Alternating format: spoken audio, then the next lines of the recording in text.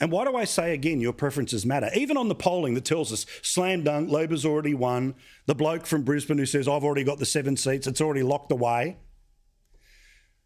This is the vote of the Conservative parties. Now, I don't have a number on the Liberal Democrats, but here are the numbers state by state according to that poll that everyone talked about today. In New South Wales, One Nation has got 4.6%, United Australia Party 3.5%, total 8.1%. Now, it'll be way higher in some seats and way lower in others. 8% of the electorate has the capacity to put at number 2 the government that they want after the protest of number 1, which means they can decide the election. In Victoria, 3.8% for One Nation, 4.5%, and even higher according to The Age for the United Australia Party, which puts it at 8.3%. That can decide every marginal seat.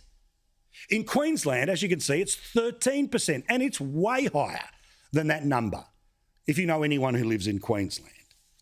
In Western Australia, 7.6% of people, if they put the government second, would be able to save the government and put Albo and the revolution off for another 3 years.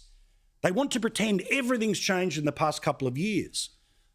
It hasn't happened. In South Australia, it's about 5% for One Nation. They got somebody up in their upper house in the so-called absolute rolled gold, how awesome is Labor election in South Australia, and the United Australia Party takes into almost 8.5%. And in Tasmania, where Jackie Lambie, I don't have a number on her, is polling apparently about 12% in some of these seats like Bass and Braddon. But One Nation and United Australia Party 6.4%. I don't believe anyone voting for One Nation or United Australia wants Albo to be the Prime Minister. But if your preference is to put them all last and we get to 12, 13 and 14, then you're going to get Albo as Prime Minister.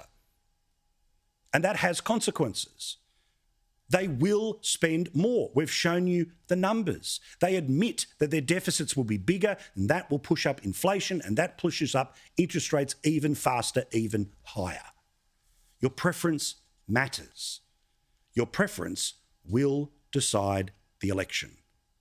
No matter what media narrative or Labor operatives will say all day, every day for the next week and a bit. You are in charge, not us. You are in charge, and you will decide whether we can stop the mad left in just 9 days from now.